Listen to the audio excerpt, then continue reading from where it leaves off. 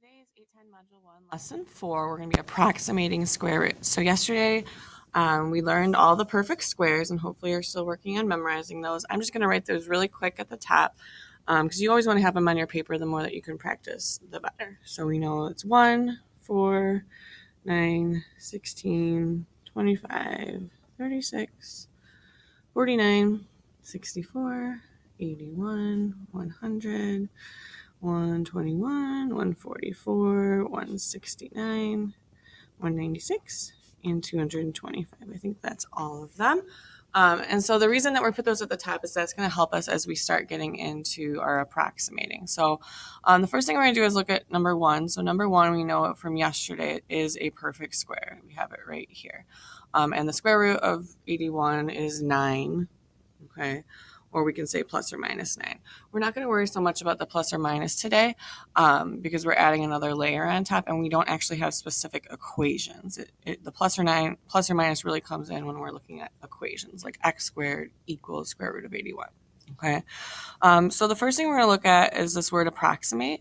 So approximate, or approximate, if you think about, is an estimate, really, is kind of a synonym for it. Is we're thinking about estimating these numbers. And the reason that we have to do that is if you look, these numbers right here are not perfect squares. So there's still a value for them, but it's not going to be a whole number because we learned yesterday that a perfect square is when a whole number can be multiplied by itself to get the number up here. But in this case, we're not going to have a whole number. So it's going to be a little bit more challenging to figure this out. Okay, and so what we want to start off with is we want to think about, okay, square root of 23. Which number of these up here is it going to be pretty close to? So if I look, I know it's pretty close to 25, but I also want to think about like which two numbers is it between? And when I think about it, it looks to be between 16 and 25. So what I'm going to do is kind of draw like a little diagram off of here, two branches out. I know it's going to be between square root of 16 and the square root of 25. If I were to imagine that this is like a number line, right, like all these connected by a number line, it would be somewhere in between these two numbers, okay? So what I want to do from here is I want to think about, okay, with the square root of 16, because eventually I want my answer to be a number with a decimal, not a square root. So if I think here, this is 4. I know square root of 16 is 4, and the square root of 25 is 5. And I'm going to connect these kind of with just a number line right here, okay?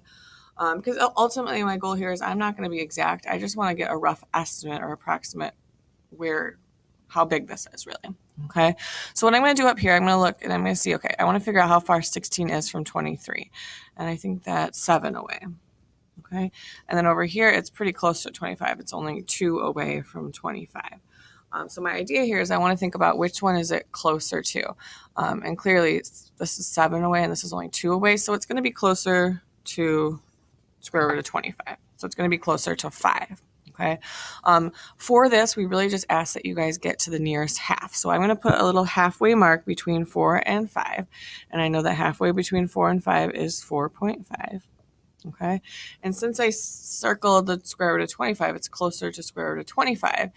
I'm going to shade in the part right here that shows me it's going to be somewhere along this part.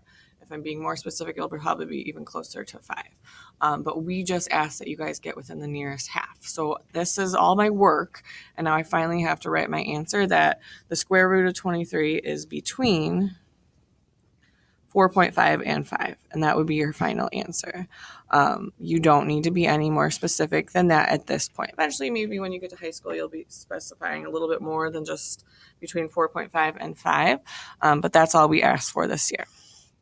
Okay, so let's try another one. We have square root of 55.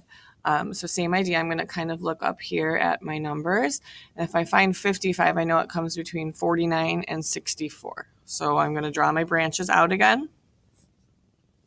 I've got square root of 49 and the square root of 64. It's important that I don't just put 49 and 64 because the square root of 55 is not between 49 and 64. It's between the square root of 49 and the square root of 64.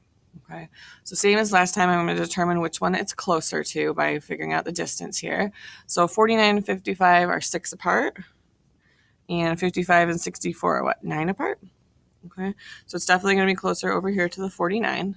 And I know that the square root of 49 is 7. And I know that the square root of 64 is 8.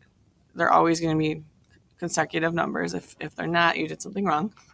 And then if I connect my number line, okay, I want to put my 7.5 in the middle. And since I circled that it's closer to 7, I'm going to shade this side here between the 7 and the 7.5. And then my last step is I have to write that final answer of between 7 and 7.5. A big thing that people make mistakes on is that they do all this work, and I can see that they shaded in between 7 and 7.5, but then they don't actually ever write the answer, and you want to write your answer. Okay, so it's between 7 and 7.5. Okay. So these are just our basic approximating problems. And it's really just important that you're showing all your steps. Use this as a model as you're trying the problems. Okay. So now let's take a look at the back side. Okay. So the back side is a similar idea, except now we're getting into the idea of adding a number to it. And really, it's no more difficult. It's just that, it's just that we have to make sure once we've approximated that we add 3 at the back. Okay, so same idea. See if you can try this one out. You want to think about square root of 180 is between which two perfect squares. If I'm looking at my number line, I know it's between the square root of 169 and the square root of 196. And it's 11 away from 169, and it is 16 away from 196. So it is going to be closer over here to the square root of 169. Okay, and I know that that equals 13. And I know that the square root of 196 is 14. Again, I should always have two numbers that are consecutive, that are one after the other. And I'm going to create my number line here. Okay, and draw my midpoint, 13.5. And since I know it's closer to 13, I'm going to shade between 13 and 13.5. Okay, now that's just for the square root of 180. So I like to kind of write it so I know that the square root of 180 is between 13 and 13.5, but I know I have to add 3 in the end. And then since I'm going to have to add it to both numbers. So I like to add plus 3 here, plus 3 here. And now my final answer is going to be between 16 and 16.5. And that's my final answer. Another thing that people mess up a lot on this one is not adding the 3. Okay, so just make sure that you add the 3. It's also not, so you can tell the 3 is not underneath the radical or the square root symbol, so don't add it underneath. Okay, they're separate things. You can't make this the square root of 183. It will not work. Okay. Okay, moving on. Our last section is really getting us to the idea of comparing numbers like this when we have non-perfect squares that we're finding the square root of. And we're going to kind of show you, I'll show you some strategies that just don't require maybe as much work, but you just have to explain your thinking. Okay.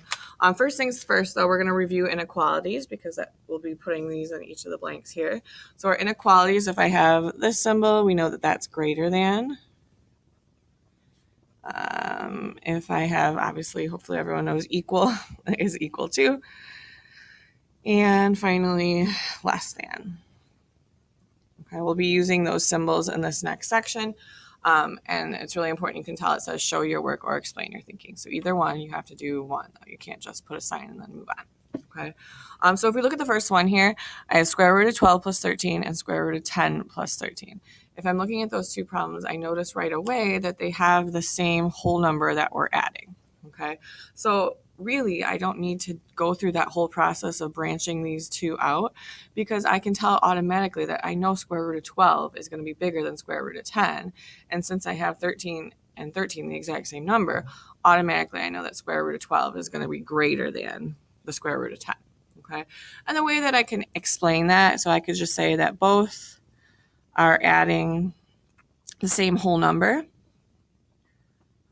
of 13.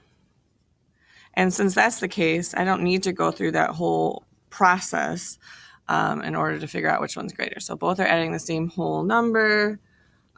So automatically I know square root of 12 is